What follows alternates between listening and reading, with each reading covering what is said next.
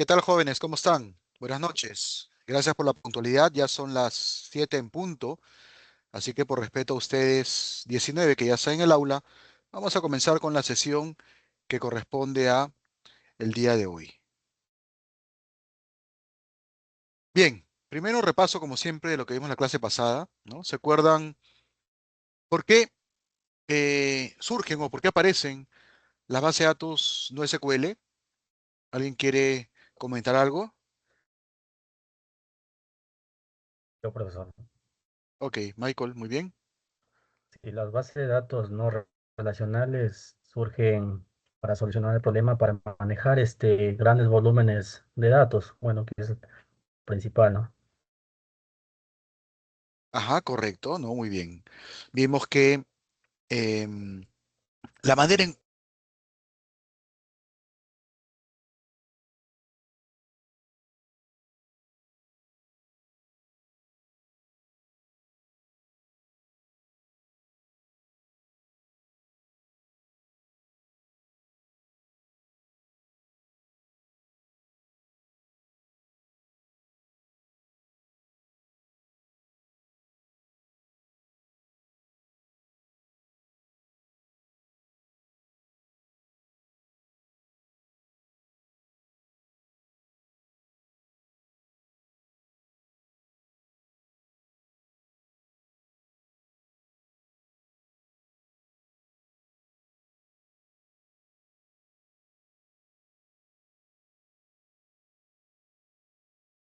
Ok, no se preocupen. Vamos a ahondar hoy un poco más sobre ese tema, ¿ya? Muy bien. Ingresemos por favor a menti.com. Voy a compartirles en un momento el código de PIN.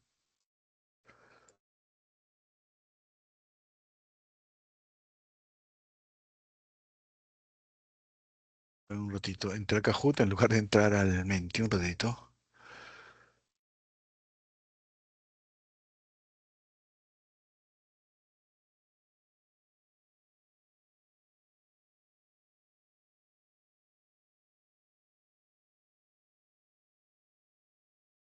Denme un minuto, por favor.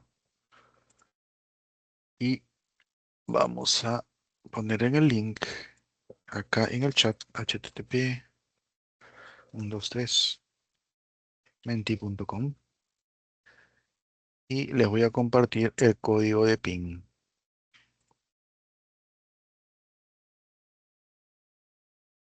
Listo. El código es vamos a ponerlo acá. El PIN es el 5661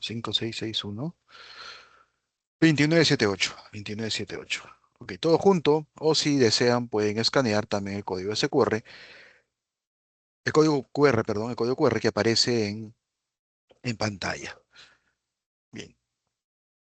Y la primera pregunta es si saben qué significa escalabilidad horizontal. Pueden abrir los micros también, no hay problema, ¿ah? No necesariamente las respuestas son a través de Menti. También podemos conversar un momento. Si no saben nada, me dicen, profesor, no he escuchado, no conozco.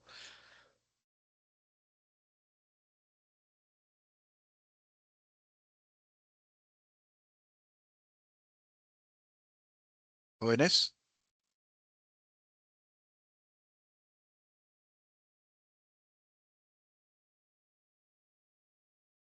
Profe, por lo menos yo en mi caso no tengo esa respuesta.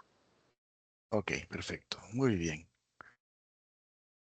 No, ok, no conozco. Disponibilidad, ujú, ok, va por ahí, ¿no? Disponibilidad, porque nos va a permitir crecer, ¿no? Muy bien, ok. ¿Y qué entiende por flexibilidad de los datos?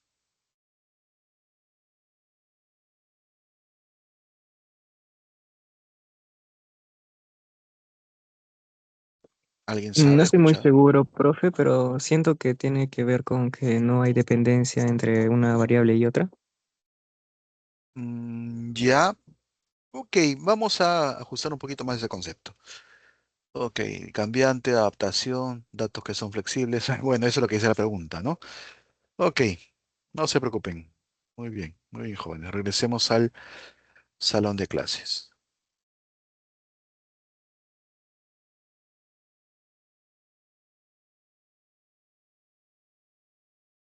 Bien. Entonces, estamos en la semana 2.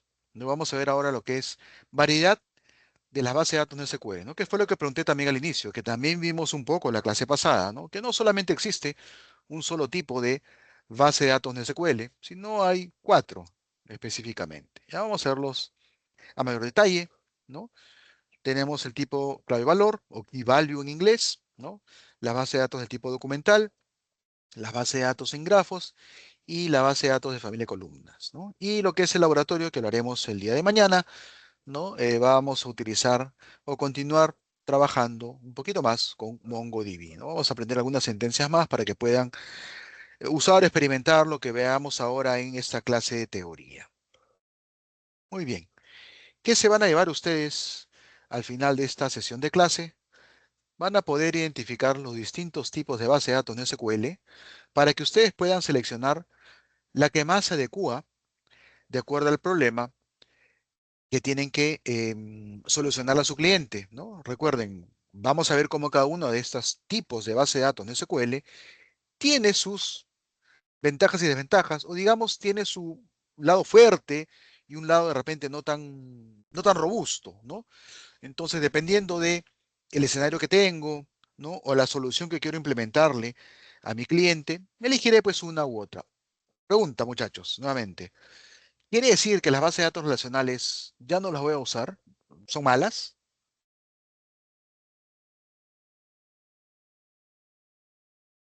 jóvenes?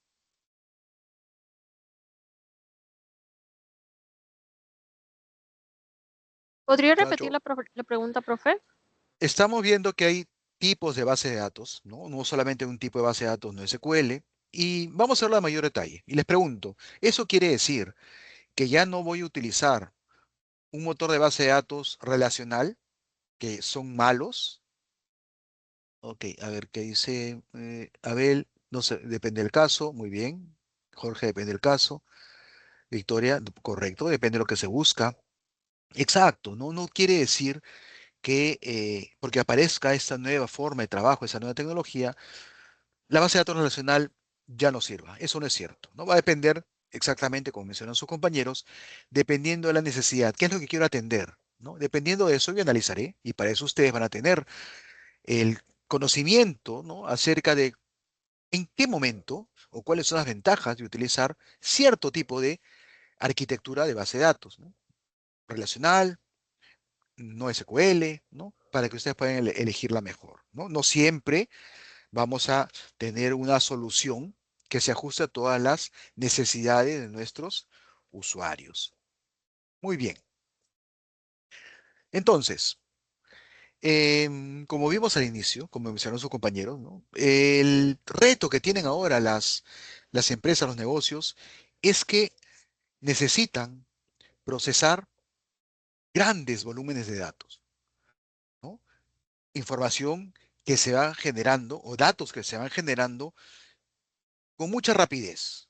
Ya no hablamos ni siquiera de gigabytes, ¿no? Ya hablamos de terabytes o petas, ¿no? De datos. Y las bases de datos de SQL em, son capaces, ¿no? De procesar toda esa información sin de repente consumir tanto procesador, ¿no? O no tener tanto requisito de hardware, por ejemplo, como si lo de repente lo solicita o lo requiere un motor de base de datos relacional para poder de repente tratar de equiparar, ¿no? Esta ventaja de procesamiento de altos volúmenes de información.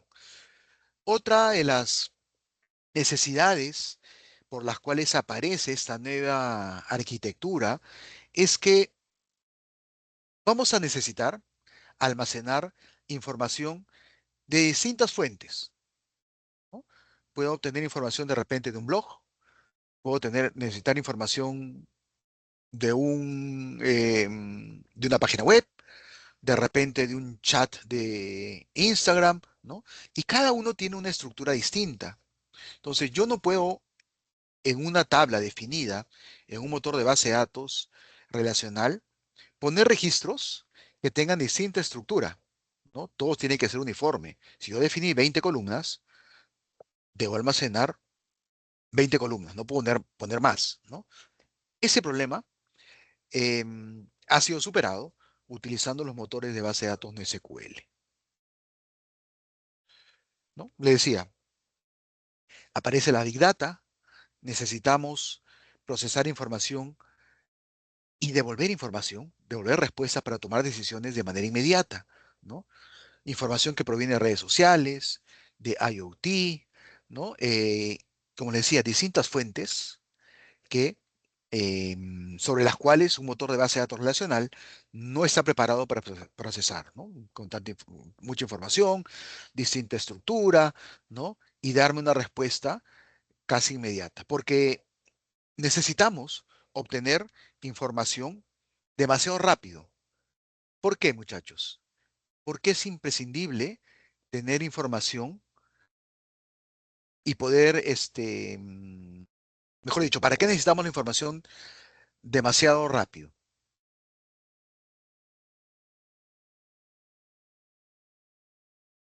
Sí, Frank, Buenas noches, profe. ¿qué tal? Yo pienso que es importante tenerlo rápido para tomar decisiones también rápidas, ¿no? Bingo, bingo, eso es, ¿no? Necesito tomar tomar decisiones en base a información que respalde esa toma de decisión. Yo no puedo decir, a mí se me ocurre, pues que, o me tinca que de repente las ventas van a crecer, ¿no? Y en base a eso lanzar una campaña de ventas, ¿no? Necesito algo que me dé información fidedigna para que me ayude a tomar decisiones, ¿no? O de repente, no sé, hacen ustedes un sistema que guíe un misil tierra a tierra, ¿no? Y el blanco al cual quieren atacar es un blanco en movimiento, tiene que tomar decisiones y hacer recálculos, ¿no? De manera en línea para que pueda pues ajustarse a la velocidad o al rumbo que tome pues el blanco al cual quiero destruir, ¿no? Entonces necesito información, procesarla muy rápido, obtener la información muy rápido, ¿no? Entonces aparece justamente como respuesta a esa necesidad esos tipos de base de datos que son las bases de datos no SQL, ¿no? Aparte necesito, ¿no? Que de repente la información esté siempre disponible, ¿no? Que mi sistema no se caiga, ¿no? Entonces, ¿qué voy a hacer? Tener la información distribuida en más de un servidor a nivel mundial, cosa que si ocurre algo en una parte del mundo, tengo una réplica de esa información en otro servidor, en otra parte del mundo, y pueda poder seguir trabajando sin ningún inconveniente. ¿Se entiende, jóvenes, hasta acá?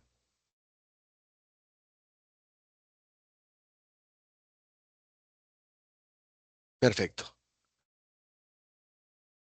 Ok. Entonces, hay consultas complejas, ¿no? Eso quiere decir que va a haber un alto consumo de procesamiento, ¿no? Necesito, obviamente, procesar la información de manera rápida, directa, sin de repente sacrificar el tener máquinas muy potentes, ¿no? De repente distribuir esa carga, ese procesamiento, ¿no?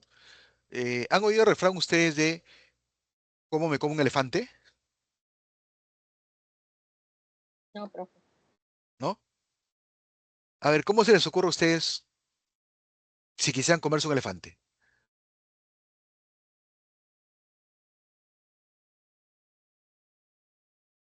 ¿Qué harían? Correcto, Jorge, ¿no? Por partes, ¿no? Lo voy En dividiendo por pedacitos. partes. Correcto, Jacqueline, no, muy bien, eso es, en pedazos, ¿no? Por partes. De igual manera, si yo tengo un problema muy grande, ¿no? Lo que voy a hacer es dividirlo en problemas más pequeños. Y en este caso, si yo quiero procesar de repente mucha información, ¿qué voy a hacer? Dividir ese procesamiento en más de un servidor, en más de un procesador. Y de esta manera voy a poder obtener la información mucho más rápida, ¿no? Ok, bien. Entonces, aparece el tema de la Escalabilidad, ¿no? Las bases de datos tradicionales, relacionales, suelen tener problemas para poder escalar de manera horizontal. Es decir, agregarle más nodos o más servidores para que puedan ayudar en el procesamiento se le complica, porque no es su modo de trabajo, ¿no? No nacieron para trabajar así, a diferencia de la base de datos no SQL, en donde nacen especialmente para poder crecer horizontalmente, ya que está la pregunta que venía en el Menti. ¿Qué quiere decir crecer horizontalmente? Que a medida que necesito de repente mayor procesamiento o mayor información, voy agregando más servidores para que pueda ir creciendo y de esta manera poder manejar un mayor volumen de datos, manejar un mayor volumen de usuarios, ¿no? Y evitar tener cuellos de botella, ¿no? Porque ya no voy a saturar un solo servidor. Si vienen muchos requerimientos, esos requerimientos se van a distribuir en más de un servidor. De esta manera, em, voy a tener una capacidad ilimitada, ¿no? De crecimiento para poder atender a la demanda de mis usuarios.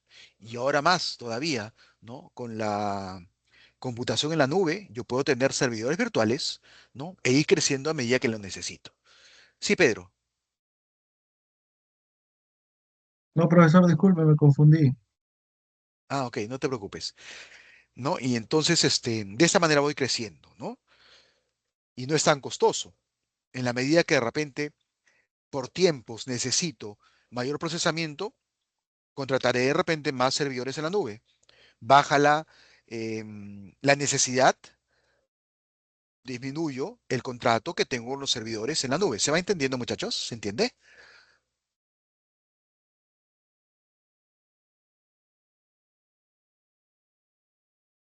Ok, perfecto. Recuerden, jóvenes, que si digo algo que de repente no está tan claro o algo que no está de repente muy entendible, me dicen, profesor, tal término no lo entiendo, y haremos un ejemplo, ¿no? Para poder entender mucho mejor el concepto, ¿no? Por ejemplo, en este caso, si yo les digo, yo les mando a hacer una tarea, ¿no? De repente a un solo alumno, hacer esa tarea le puede tomar de repente 3 días, ¿no? Pero si en lugar de que lo haga un solo alumno, se divide la tarea en 4 o 5 alumnos, es muy probable que esa tarea, en lugar de que le tome 3 días a una sola persona, se termine en un día o de repente menos, ¿no? Algo así es ese procesamiento distribuido, ¿no? Y que permite un crecimiento horizontal. Ok. Hay que ver también la consistencia de los datos, ¿no? Que es algo importante, porque no basta con solamente asegurarme de que te puedo responder, de que te voy a atender los requerimientos que tú hagas cuando consultes la base de datos, sino también tengo que asegurarme de que la información que estoy almacenando es información correcta y completa, ¿no? Para ello, ¿no? Las bases de datos relacionales garantizan, ¿no? Transacciones del tipo ACID, ¿no? Que son siglas en inglés que significan Atomicity, Consistency, Isolation y Durability, ¿no? Atomicidad, consistencia, aislamiento y durabilidad, ¿no? En consecuencia, el rendimiento de un motor de base de datos relacional es un poco más lento, porque se asegura de que se cumplan sí o sí estos 4 principios, ¿no? Em, a ver, un ratito. No sé si está la explicación más adelante, sino para empezar a explicarla, un ratito. Ok. Atomicidad quiere decir que una transacción em, inicia y termina. Mientras no se completen todas las actividades de esa transacción, no se da por cumplida y hace un rollback si es que en el camino algo falló. Por ejemplo, cuando ustedes hacen un retiro en un cajero automático, ¿no? Esa es una transacción, ¿no? Yo, ¿qué hago? Voy al cajero, ingreso mi tarjeta, ¿no? Digito mi código, elijo la cuenta a la cual quiero retirar dinero, ingreso el monto del dinero, em, Voy a una confirmación, el cajero cuenta el dinero, me entrega la plata, me devuelve la tarjeta y termina todo. Y ahí el camino feliz, todos contentos. ¿No, muchachos? Es así, ¿no?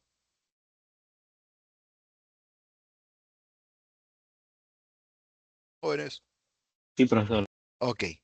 Pero siempre ocurre eso, podría ocurrir algunos eventos, ¿no? Por ejemplo, que de repente yo le puse, quiero retirar 35 soles, ¿no?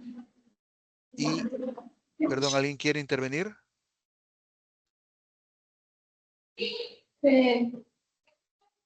¿Alguien quiere comentar algo?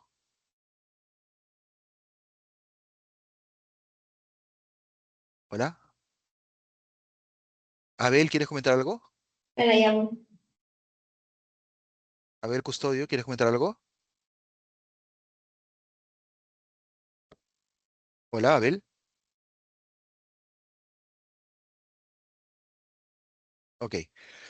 Le decía, ¿no? De repente yo le pongo, retiro 35 soles, el cajero no tiene esa cantidad y va a em, cancelar la transacción, no va a hacer un rollback, no voy a retirar el dinero de mi cuenta, ¿no? Porque esa cantidad no la puede entregar. O de repente le digo, retiro 200 soles y el cajero tiene solamente 100 soles de billete, ¿no? Entonces lo va a extornar, ¿no? No va a hacer un retiro de mí, o no va a descontar ese monto de mi cuenta de ahorros, ¿no? Eso quiere decir atomicidad, ¿no? O sea, se asegura de que se cumpla todo, o si no, no hace nada, ¿no? Ergo, eso origina que el motor de base de datos sea un poquito más lento, ¿no? Porque se asegura que se cumplan todas las actividades para decir que todo se ha cumplido. Consistencia, se asegura de que toda la información que estás eh, procesando se grabe de manera correcta, ¿no? Que nada se quede en el aire, ¿no? Que no digas, oye, grabé la mitad y lo demás piña. No, se asegura que todo se grabado, si no, igual hace un rollback. Isolation, ¿no? O aislamiento, quiere decir que mientras tú hagas una transacción, otra transacción más no puede modificar o atender o afectar a la operación que tú estás haciendo, ¿no? Nuevamente, el ejemplo del cajero. Si yo estoy retirando de mi cuenta, no sé, 100 soles, ¿no? Mientras no me entregue la plata y actualice mi saldo, otra transacción más no podría, digamos, afectar a los saldos, ¿no? Porque si no, alguien más haría un retiro, de repente solamente tengo 100 soles de mi cuenta y yo hago un retiro y alguien más hace por otro lado y retira 100 soles, el banco no va a decir, oye, te voy a entregar 200 soles. ¿Se entiende, jóvenes? Sí, profesor. Ok, perfecto. Ok. Y durabilidad quiere decir que, oye, una vez que la base de datos te dice, oye, sí, ya grabé, porque tienes atomicidad, tienes consistencia, aislamiento, ya terminé con tu transacción, pum, lo grabo. Ya no hay marcha atrás. Ya dije, sí, acepto, ya me casé, ya no hay marcha atrás. ¿Se entiende, jóvenes?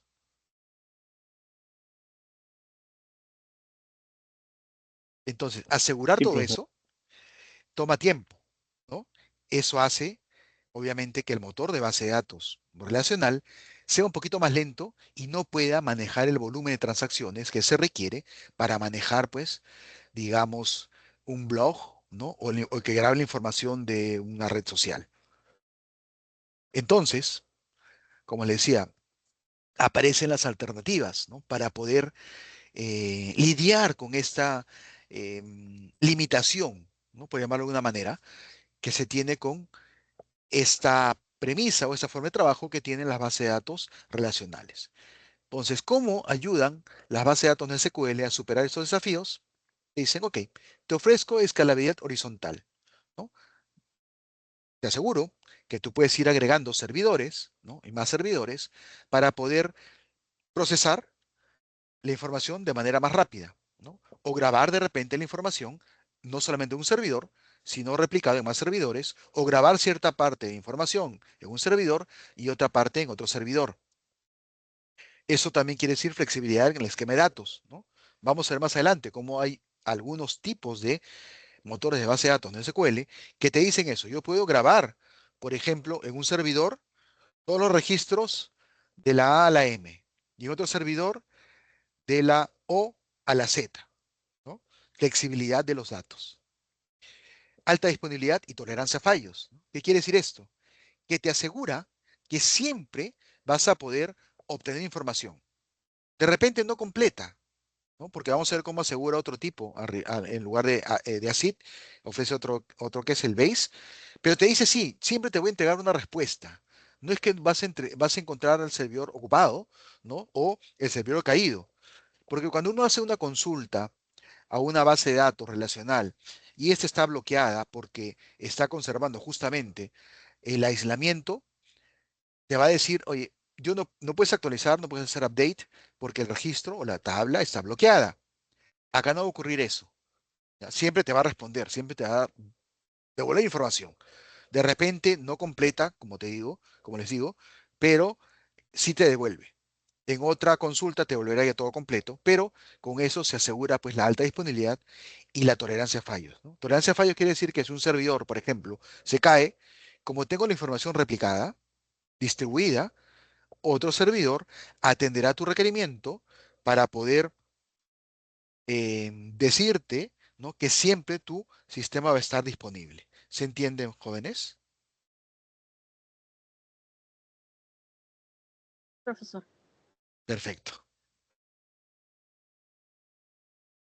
Y también ofrece un mejor rendimiento a consultas complejas, ¿no? Porque recuerden, cuando yo trabajo con una base de datos relacional, aplicamos,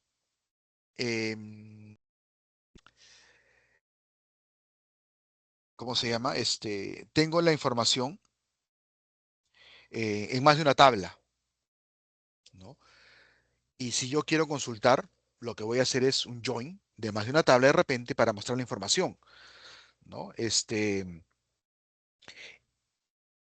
eso obviamente consume procesamiento, demora un poco, ¿no? Devolver la información que de repente está en más de una tabla, porque tiene que hacer joins, tiene que hacer relaciones, ¿no? Manejar índices, etcétera.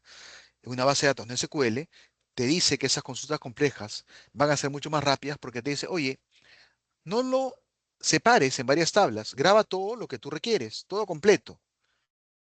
¿Ya? No apliques normalización. Ok, bien. Escalabilidad horizontal, ¿no? Lo que le decía, una de las ventajas de la base de datos en SQL es esa capacidad nativa que tienen para poder escalar de manera horizontal. Quiere decir esto que puede o se asegura que va a manejar grandes volúmenes de datos al poder distribuirlos, ¿no? O repartirlos en más de un servidor. Esto permite mejorar el rendimiento y una mayor capacidad de procesamiento. ¿Ya? Es por eso que hoy muchas organizaciones están empezando a implementar bases de datos de SQL, ya que les permiten tener esa capacidad de adaptarse de manera dinámica a los nuevos requerimientos, ¿no? A través del incremento de nuevos usuarios concurrentes. ¿Sí saben lo que es usuarios concurrentes, no, muchachos? O sea, usuarios como que en simultáneo, profe. Correcto, ¿no? Usuarios que quieren acceder a consultar a mi base de datos, a mi tienda virtual, a mi página web, a la vez, ¿no? Entonces, te asegura, ¿no? Que esta escalabilidad horizontal, que puedas atenderlo sin inconveniente, así tengas un crecimiento exponencial de usuarios concurrentes. Flexibilidad en el esquema de datos, quiere decir esto que, como les decía, ¿no? No tiene una estructura fija, a diferencia de una base de datos relacional, en donde yo defino mi tabla, defino 20 campos o defino 15 campos y tengo que completar esos 15 campos, ¿no? Bueno, por ahí puedo grabar un valor nulo, ¿no? Pero siempre estoy respetando esos 15 campos. No puedo poner 16, ¿no? No puedo irme más allá. Todos los registros son homogéneos, todos son iguales. En cambio acá no. Acá te dice, oye, yo puedo tener, en este caso, recuerden, acá ya no hablo de registros, hablo de documentos, ¿no? Tengo una colección, que es una analogía a la tabla, la cual tiene documentos, y un documento puede tener de repente 10 campos. El siguiente documento puede tener 20 campos. El tercer documento puede tener 2 campos, y así, ¿no? Eso quiere decir flexibilidad en el esquema de datos. No tengo una estructura rígida o fija en la cual yo tenga que grabar siempre la información. ¿Se entiende, jóvenes?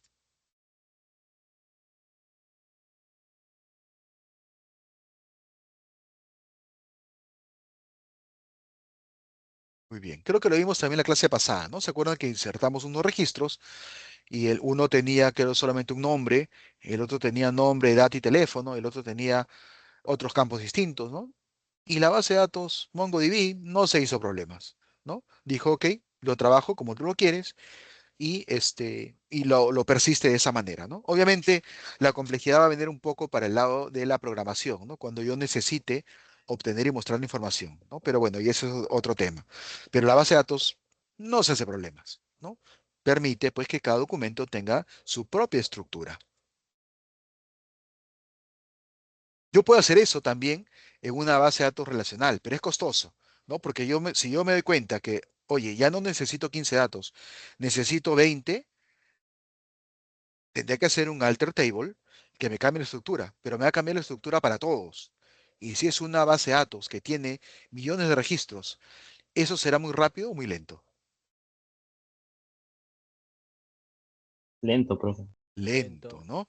Y mientras ocurre eso, me va a bloquear, nadie más va a poder consultar, ¿no? Entonces, no es conveniente, ¿no? Ok. Ofrece también la base de datos NoSQL, alta disponibilidad y tolerancia a fallos, ¿no?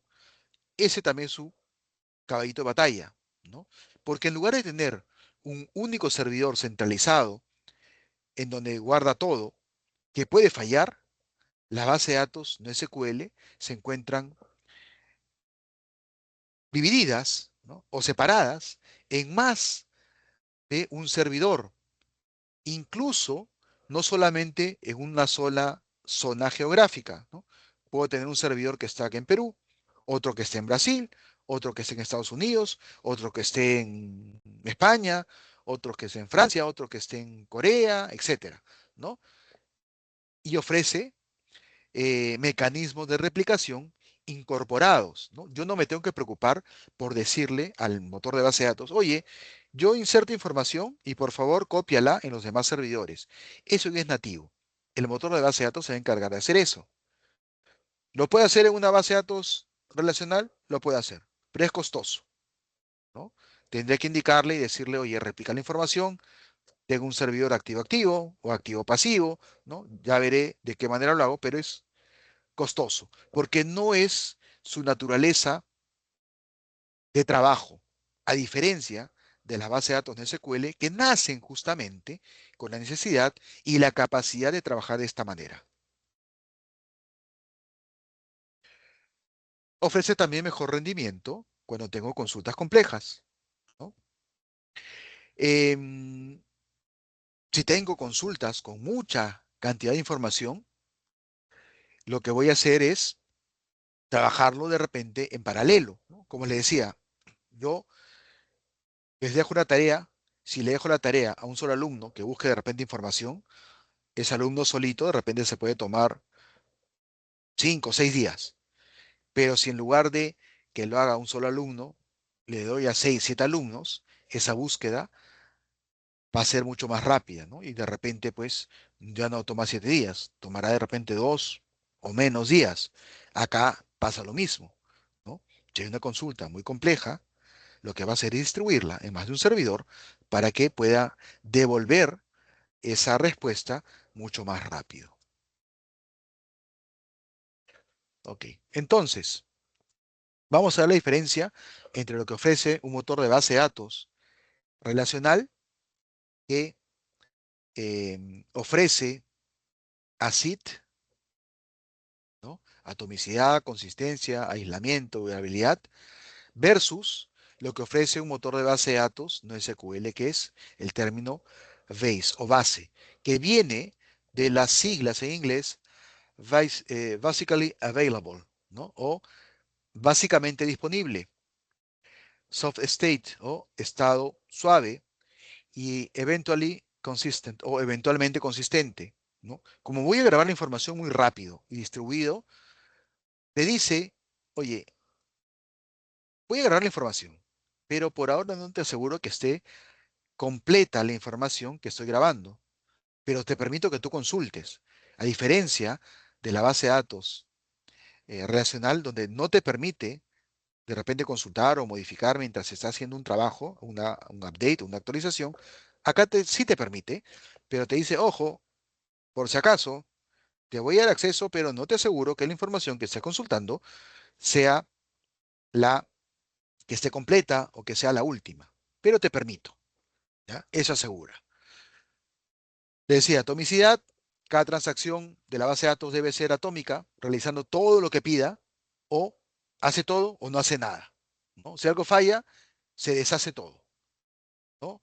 Y deja el sistema en el estado en el cual estaba antes de que inicie la transacción. Consistencia, ¿no? Se asegura que la base de datos esté siempre en un estado consistente, ¿no? Que la información que está en la base de datos sea información correcta, que no tenga información a medias, ¿no? Para ello se asegura, ¿no?, que se cumpla todo o no se cumpla nada. Por eso te dice la base de datos siempre está en un estado consistente. Aislamiento, ¿no? Garantiza, como les decía, que así tenga concurrencia de usuarios, cada transacción no va a interferir con la demás. Termina una y le permite atender a la otra, ¿ya? De esta manera se asegura también el estado de consistencia de la información de consulta o de actualización. Y durabilidad, ¿no? Como les decía, una vez que ha concluido la transacción, el estado queda permanente, ya está escrito en piedra, ya está. Cualquiera puede consultarlo y eso no varía, obviamente hasta que comience una nueva transacción. ¿Se entiende esos conceptos, muchachos?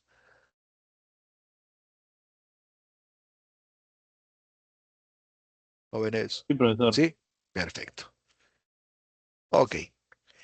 Básicamente disponible, ¿no? Nos dice que la posibilidad de realizar lectura y escritura sobre la misma deben estar disponibles la mayor parte del tiempo y lo más rápido posible, ¿no?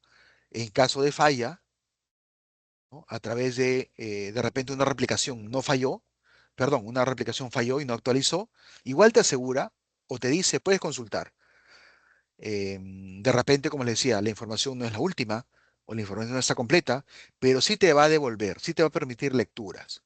Ya la complejidad va a caer del lado del sistema, que tiene que asegurarse, de alguna manera, que lo que estás leyendo es la información verídica, si no, tendrás que hacer nuevamente una consulta hasta que obtengas la información que necesitas, ¿no? Pero no te va a bloquear, no te va a impedir que sigas consultando. Estado suave, ¿no? Quiere decir que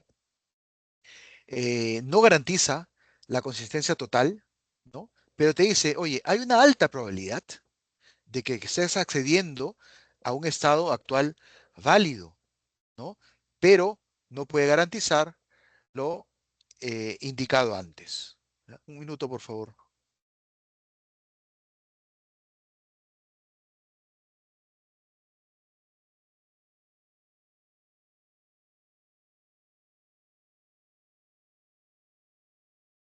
Ok, mil disculpas, jóvenes.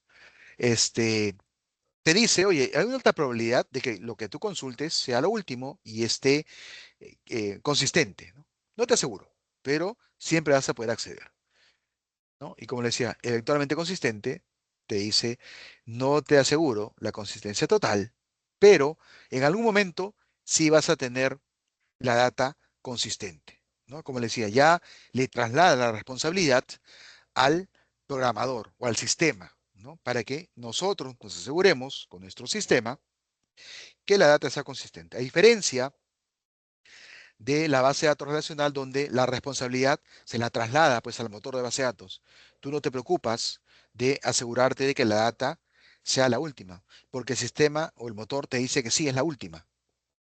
Acá no. Acá la responsabilidad te la pasa a ti, sacrificando obviamente este aseguramiento de consistencia, brindándote un acceso siempre, no bloqueándote nada. ¿Se entiende la diferencia, jóvenes?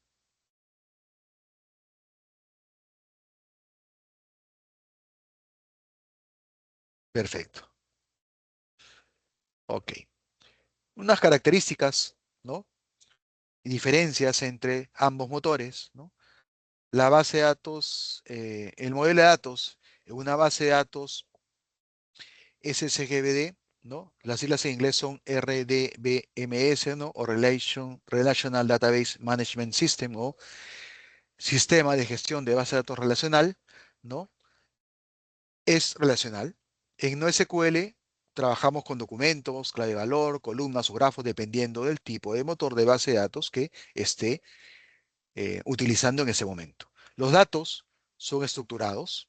En NoSQL son estructurados, semiestructurados, no estructurados, ¿no? Yo decido cómo grabarlo. Los esquemas en la base de datos relacional son fijos, ¿no? Las tablas, como le digo, la estructura es fija. En un NoSQL es dinámico. Yo puedo manejar un registro, que es un documento, de una manera, otro documento de otra manera, ¿no? Y no hay ningún inconveniente, no hay ningún problema. La escalabilidad en la base de datos relacional es vertical, ¿no? Quiere decir que le voy a agregar más disco, más memoria, pero no puedo ir creciendo de manera horizontal, ¿no? En cambio, SQL es horizontal. Pongo más servidores y no hay ningún problema. Es la forma nativa con la cual trabaja eh, los motores de base de datos de SQL. Manejo de transacciones, como les decía, relacional asegura ACID, no SQL asegura base. La arquitectura es centralizada en la base de datos relacional y en la NoSQL es distribuida. Tengo la información en más de un servidor. Lenguaje de consulta, SQL, ¿no? Y en NoSQL no es estandarizado. Cada motor de base de datos define su propio metalenguaje para poder obtener la información. ¿Ya? Yo, si ejecuto una sentencia SQL ANSI, la misma sentencia funciona en SQL, funciona en Oracle, funciona en DB2, ¿no? Etcétera. En cambio, si yo pongo, por ejemplo, DB punto, el nombre de mi colección, alumno, punto, insert one, funciona en MongoDB. Pero si yo esas sentencias las pongo, por ejemplo, en Redis, te va a decir, oye, no entiendo, ese comando para mí no sirve, ¿no? Cada uno maneja su propio lenguaje. ¿Se entiende, jóvenes? Ok, perfecto. Desempeño en grandes volúmenes, base de datos relacional, bajo. SQL, alto, porque justamente nacieron para eso. Tipo de transacción, ¿no? Relacional, bancos, transacciones financieras, ¿no? Todos los sistemas típicos, ¿no? O comunes que se ven en las organizaciones. No SQL, redes sociales, IoT, ¿no? Información que proviene de más de una fuente. Sí, Frank, cuéntame.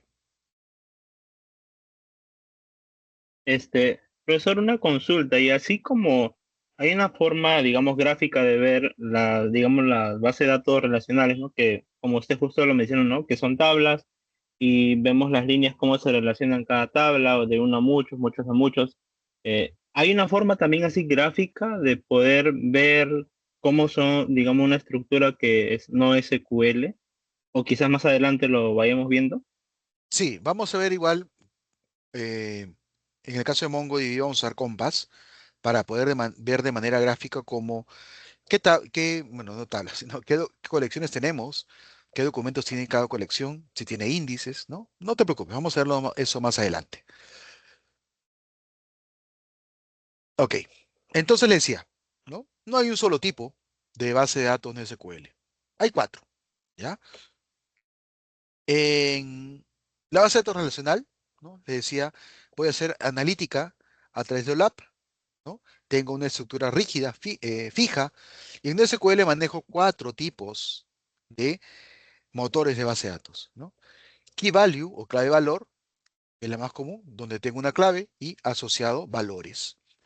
Tengo familia de columnas, ¿no?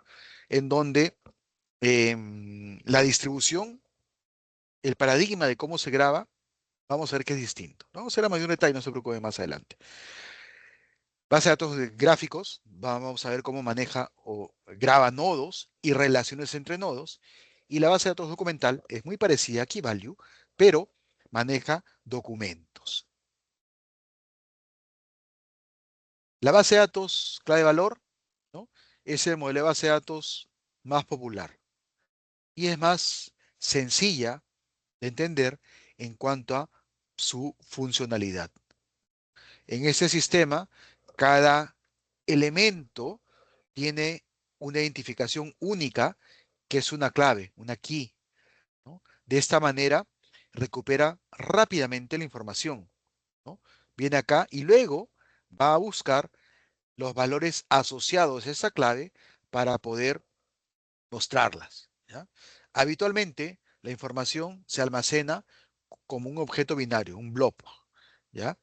Y su característica principal es que son bastante eficientes, tanto para la lectura como para la escritura. Ejemplos de este tipo de motor de base de datos, Cassandra, Bigtable o HBase. En cuanto a las bases de datos de tipo documental, almacenan una amplia información de formatos en una codificación binaria, ¿ya?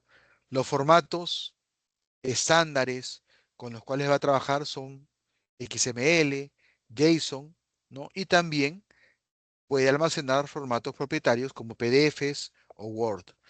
Las bases de datos orientadas a documentos también son bastante populares, ¿no? Y las más conocidas son MongoDB, CouchDB, ¿no? Las cuales guardan las estructuras de datos en documentos tipo JSON, ¿no? Con un esquema dinámico, ¿no? En vez de guardar tablas como hace o como lo hace un motor de base de datos típico relacional, ¿no? Tengo acá igual una clave, ¿no? Pero acá tengo un documento, ¿no? Donde van a estar mis campos. Simplemente ubico la clave y puedo obtener los documentos asociados, ¿no? O la información asociada que está dentro de un documento a esta clave. Estos motores de base de datos de tipo documental guardan la información como un listado de documentos desestructurados, ¿ya? Al acceder a la información, podemos ingresar un número no especificado de campos, ¿no? Como les decía, un documento puede tener n campos, otro documento puede tener n-5 o n+10, ¿no? Y cada uno es distinto. Son muy rápidos para poder recuperar la información asociada al documento y el esquema con el cual manejan sus datos es bastante flexible. Guarda documentos heterogéneos que pueden ser de tipo texto, con formato XML, formato JSON, BSON, el que es Binary JSON, ¿no? YAML, ¿no? Con la finalidad de almacenar la información con estructuras que puedan ser cambiantes, ¿ya? Los formatos binarios como PDF o Word son ideal para servicios que requieren transacciones de datos que son recibidos, por ejemplo, de equipos móviles, ¿no? Y utiliza el formato JSON para poder intercambiar esa información. La información que se almacena en la base de datos también tiene una información que se le llama metainformación que guarda mayor detalle acerca de la información que se está guardando en ese registro o en ese documento. Ok. La base de datos del tipo documental es un tipo clave valor extendido. ¿Qué quiere decir esto? Que a diferencia de clave valor donde tengo solamente una clave y un valor, acá yo tengo una clave, pero internamente ese valor puede ser o mejor dicho, es un documento Incluso puede ser un documento anidado, un documento que contenga subdocumentos internamente, ¿no? Y maneja estándares con el formato JSON, ¿ya? Es flexible porque les decía, yo puedo añadir, eliminar atributos en tiempo de ejecución. No tengo que hacer un cambio en la estructura de mi colección. Cada documento es independiente, ¿no? La complejidad va a ser a la hora que programe para poder obtener esa información. Pero bueno, ya eso pues igual hay frameworks o hay librerías que nos ayudan, facilitan la lectura de este tipo de información. Igual lo vamos a ver en la semana 10, creo. Ok. La base de datos de tipo documental funciona muy bien para aquellas aplicaciones en que los datos pueden ser representados a través de un documento, ¿no? Por ejemplo, la entrada de un blog, ¿no? Que incluye atributos de etiquetas como comentarios, imágenes, videos, ¿no? Fácilmente lo puedo representar a través de un documento, ¿no? Este modelo también está pensado o diseñado para aplicaciones web por dos motivos, ¿no? En primer lugar, porque esas aplicaciones evolucionan de manera continua, ¿no? Y ese esquema de datos puede o se beneficia, mejor dicho, de esa flexibilidad de los datos, ¿no? Que hoy de repente tengo una estructura que me sirve para almacenar la información de mi página web, pero luego esto cambia y no tengo ningún inconveniente. Los nuevos documentos que genere o que grabe de mi página web tendrán esa nueva estructura. ¿Se entiende hasta acá, jóvenes?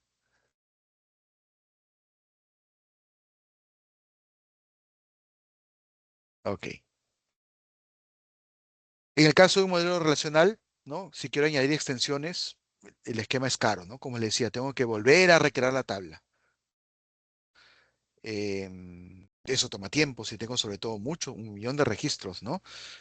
En cambio, si trabajo con un motor de base de datos no SQL, eso no hay ningún problema. Y además, vamos a ver cómo estos motores ofrecen integración, ¿no? APIs o librerías para poder conectarme a lenguajes populares como Python, Java, Ruby, JavaScript, etcétera, ¿no? Esto reduce bastante, ¿no? El trabajo que tiene que hacer el equipo de desarrollo para poder interactuar, ¿no? Con este tipo de motores de base de datos. ¿Cómo se representan estos tipos de base de datos documental? ¿No? Como les decía, los más conocidos son MongoDB, Amazon DynamoDB, Couchbase, Apache CouchDB, ArangoDB, ¿no? De mayor relevancia, de acuerdo a cómo se han ido mencionando, ¿no? La más conocida es MongoDB, ¿no? Tengo mi colección, por ejemplo, usuarios, tengo un documento que tiene, ¿cuántos campos?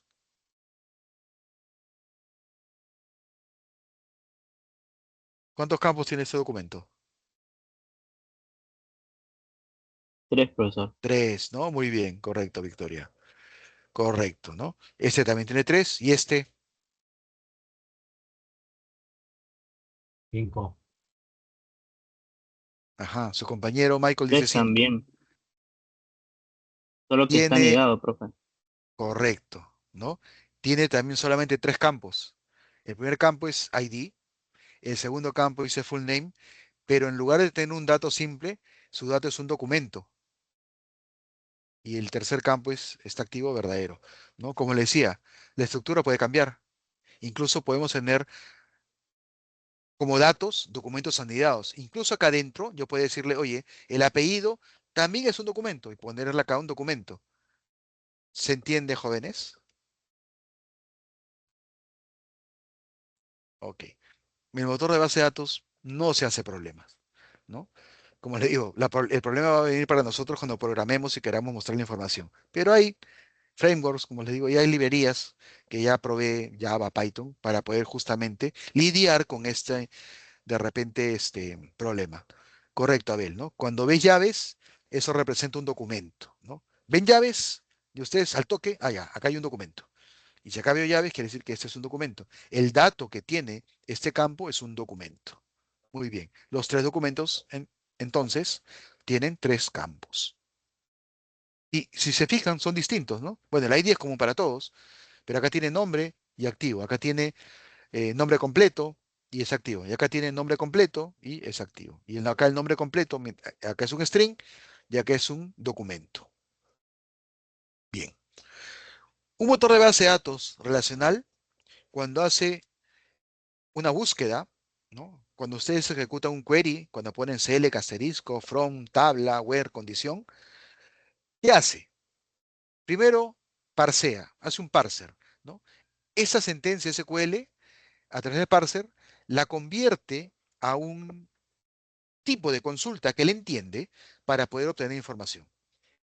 Y te dice, oye, esa consulta ya existe en el caché, ya alguien ha hecho esa consulta, ya alguien ha hecho ese query. Si alguien ya lo hizo, te dice, ok, perfecto, ejecútalo y devuelve la información. Pero si no la tiene en su caché, si nadie lo ha hecho antes, ok, optimízala, compílala y guarda en el caché y recién ejecuta. ¿Ya? Así trabaja o así parsea un motor de base de datos relacional cuando uno hace un query. Por eso es que si ustedes ponen de repente un query un poco complejo, la primera vez va a tomarle un poco de tiempo al motor de base de datos devolverle la información, devolver los registros, porque internamente hace ese parseo, ¿no? Em, Elabora la mejor estrategia para obtener la información y finalmente la muestra. Pero la segunda vez que hago una consulta, em, de repente la condición varía un poco, pero la sentencia es la misma. Él dice, oye, eso ya la tengo en mi caché. Ya tengo la forma en la cual atender esa consulta y la hace mucho más rápido. ¿Se entiende, jóvenes?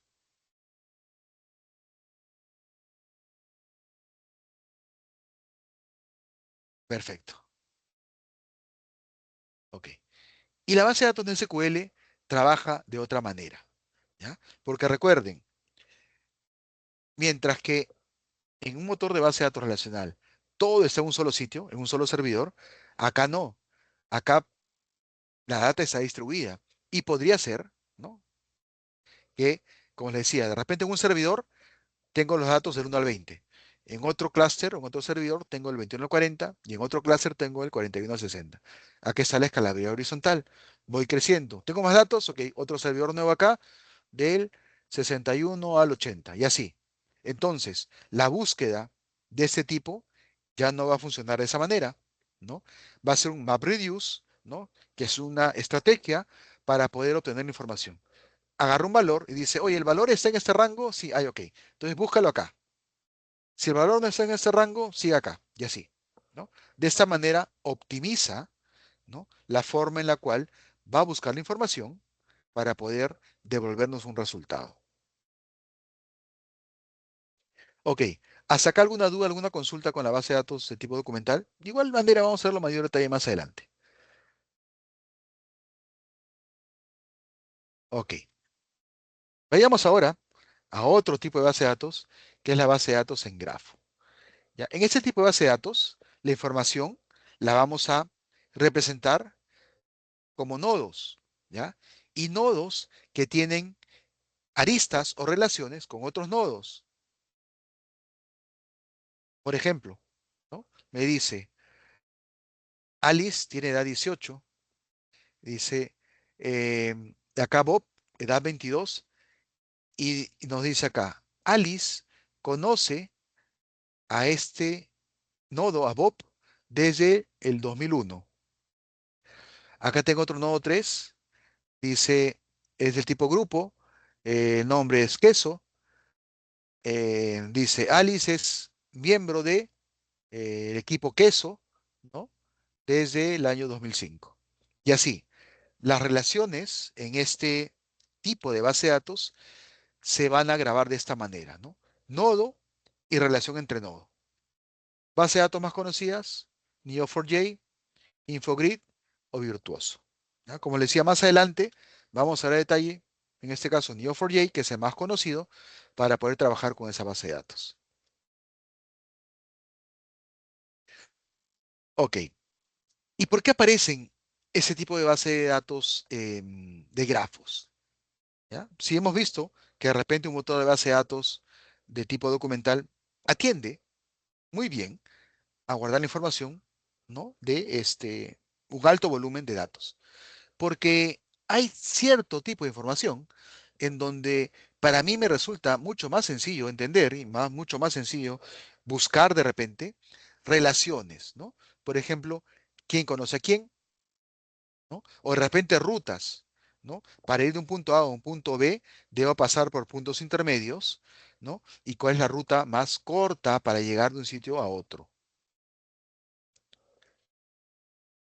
Dentro de estos grafos, vamos a ver cómo las relaciones em, son simétricas y también no dirigidas, ¿no? Yo debo indicarle si un nodo conoce a un nodo B, pero no necesariamente el nodo B conoce al nodo A. Yo tengo que indicarle si ambos se conocen de ida y vuelta o si solamente un nodo conoce al otro, ¿ya? Como les digo, la semana que veamos ese tipo de motor de base de datos lo vamos a entender a mayor detalle. Acá de repente a ustedes todavía se les hace un poco complejo, un poco duro de repente entender, pero ya cuando veamos eso en laboratorio van a ver cómo es mucho más sencillo entender y por qué aplicamos este tipo de motor de base de datos. Em, Como les decía, acá este, me permite hacer búsquedas en profundidad, ¿no? Búsquedas recursivas, ¿no? Relaciones recursivas entre nodos para poder devolver una respuesta de manera mucho más eficiente que si lo tuviera a través de un motor de base de datos clave valor o documental. ¿Lo puede hacer? Sí, yo podría grabar relaciones en un tipo de base de datos de tipo documental, pero va a ser mucho más costoso tanto grabar la información o grabar las relaciones como también la consulta, porque no es su razón de ser, no es em, para lo cual nacieron ese tipo de base de datos. En cambio, un motor de base de datos de tipo grafo, sí, nacieron justamente para eso, para representar relaciones entre nodos. ¿Qué ventajas ofrece frente al modelo relacional? ¿No? La rapidez, como les decía, para ejecutar consultas sobre relaciones, ¿no? Entre nodos.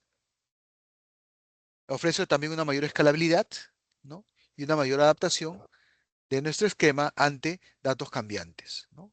La más conocida, como les decía, Neo4j y Titan, ¿no? Por ejemplo, acá me dice John trabaja para X y Z, Sally trabaja para X y Z. Si yo quiero saber quiénes trabajan para X y Z, ok, acá tranquilamente me va a salir John y Sally. Dice, Jennifer es amiga de Sally, ¿no? Jennifer le gusta Java.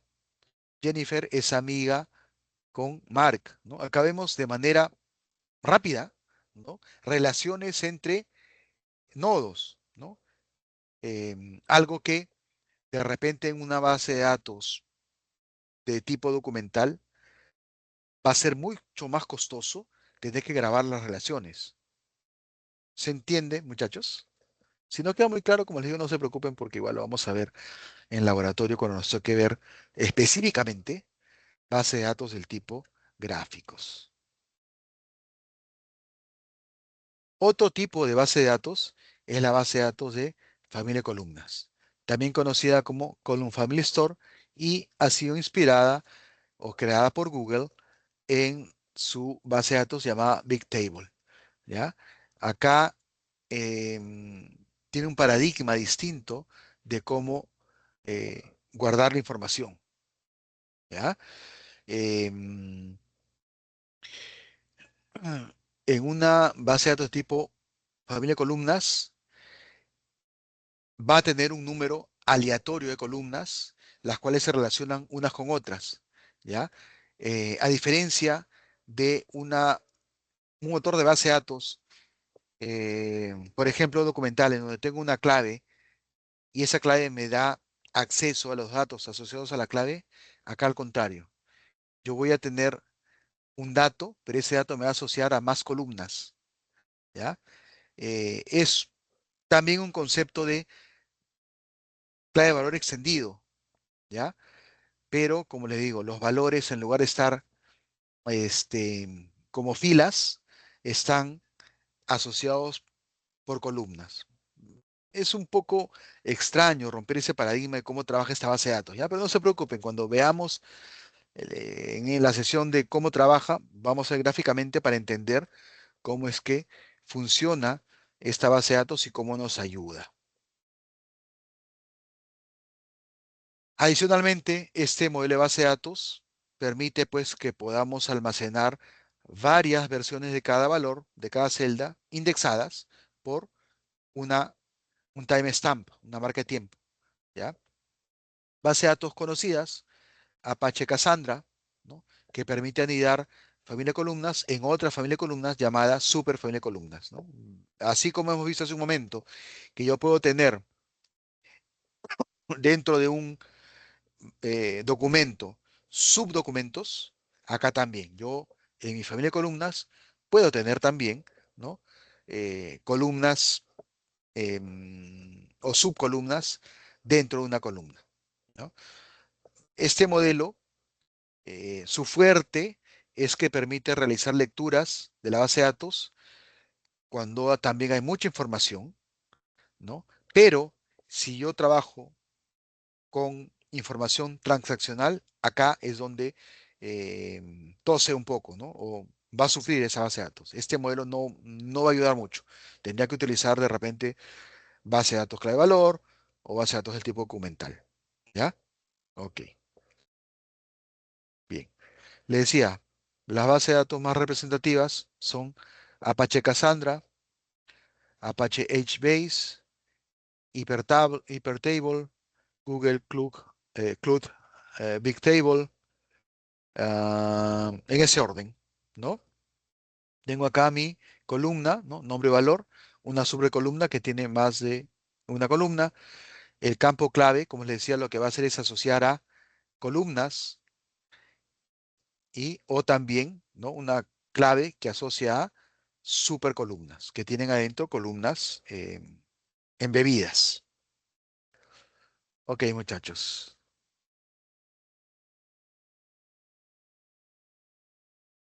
¿Dudas? ¿Consultas? Hemos avanzado muy rápido. Jóvenes, yo sé que es un poco pesado teoría, pero no se preocupen. Como le digo, teoría vemos los martes, perdón, los miércoles y los jueves veamos laboratorio para ver justamente lo que hemos aprendido en la teoría, porque es importante saber también por qué y cuál es la teoría que respalda lo que vamos a ver en el laboratorio. Bien, conclusiones. ¿Cómo trabaja una base de datos clave valor?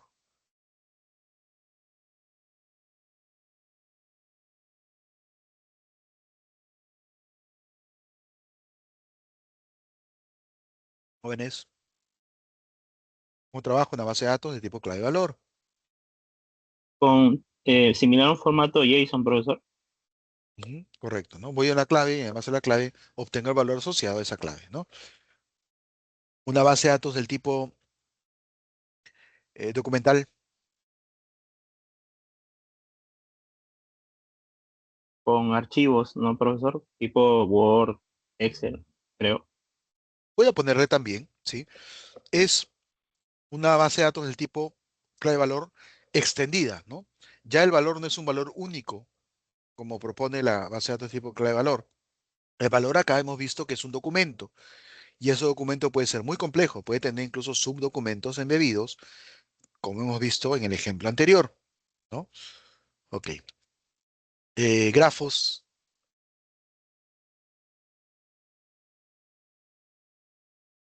Con nodos, profesor. ok, ¿no? Nodos, y que permite almacenar relaciones entre nodos para poder procesar información donde yo necesito conocer, por ejemplo, quién es amigo de quién conoce qué, ¿no? O rutas, por ejemplo, ¿no? Encontrar la ruta más corta para moverme de un punto A un punto B. Ok, muchachos.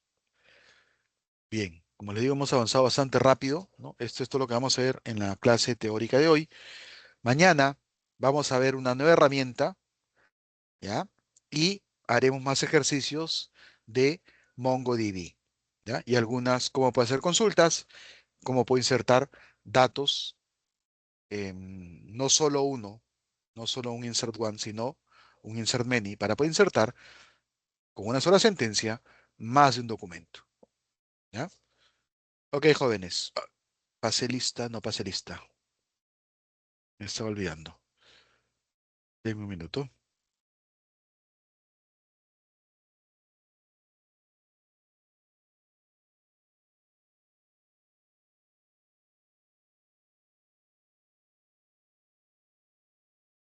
Ah, ah, ah, Asistencias.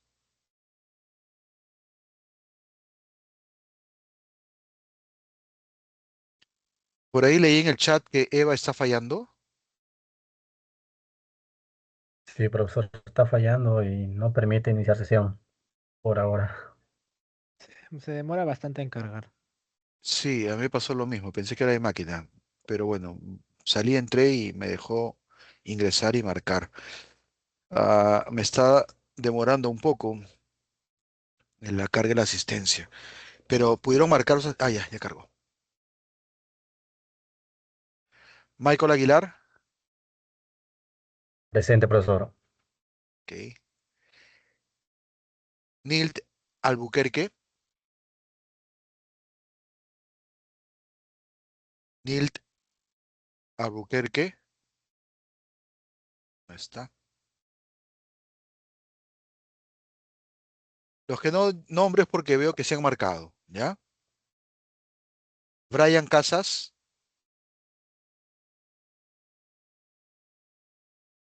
Brian Casas. Ahí está. Profesor, disculpe. Cuéntame. Brian Casas dijo que tenía problemas de conexión. Ese Ok. motivo no. Ok, gracias.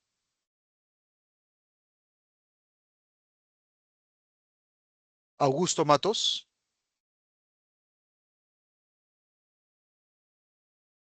Augusto Matos. Ahí está.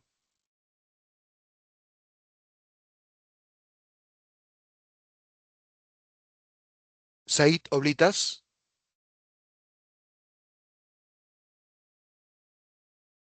Said Oblitas. Tampoco está. Creo que es nuevo. Jorge Ramírez de la Cruz. Presente, profesor. Ok. ¿Quién más? Frank Yashimura.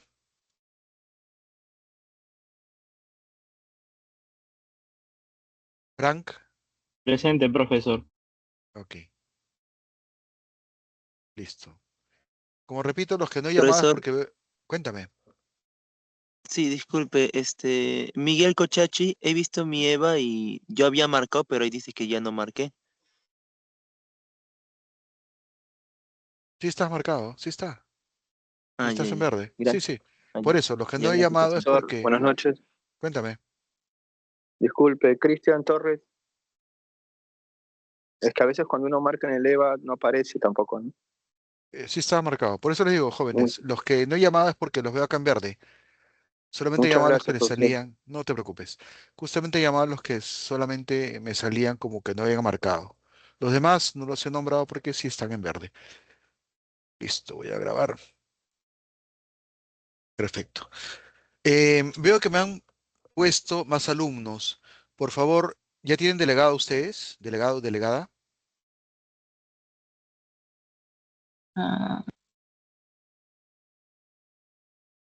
Les sugiero que por favor se organicen y tengan... Ok, Cristina, ¿tú eres delegada? Sí, al parecer sí. Por dedocracia. Ok. Les recomiendo que tengan un WhatsApp, igual para que se comuniquen. Como les menciono, he visto que me han puesto alumnos nuevos. Por favor, intégrense porque hay un trabajo. Recuerden, la evaluación acá es a través de un trabajo. En la semana 7, me parece, sí, está la evaluación parcial que tiene un peso de 40%. Y en la semana 12, la evaluación final. Es un proyecto completo. En la clase 1, fíjense en el PPT que les he subido, están las indicaciones, ¿ya? Así que, por favor, no quiero que les gane el tiempo, ¿no? En la semana 5 van a tener una presentación preliminar, que les va a servir como guía, como reflexión para ver qué pueden pulir para la presentación que sí tiene nota, ¿ya? Recuerden, el tiempo pasa muy rápido, ¿no? Ya estamos en la semana 2 y les va a ganar el tiempo. Otro tema más acerca del feriado del 8, ¿ya? La encuesta terminó el día de ayer. Solamente 23 alumnos respondieron la encuesta y la mayoría ha elegido el sábado 4 de 7 de la noche a 8:30, ¿ya? Así que tendremos la recuperación de clase el próximo miércoles, este sábado, de 7 a 8:30. Ya, jóvenes, igual mañana les voy a hacer recordatorio. Bien, en un momento más subo el PPT de la sesión de hoy y nos vemos mañana. Gracias, jóvenes. Que tengan una linda noche. Nos vemos mañana. Buenas noches, profesor, Luego, gracias. profesor. Buenas Buenas noches, noches, hasta profesor. luego. Hasta luego. Gracias. Hasta luego, profesor. Gracias. Hasta luego, nos vemos.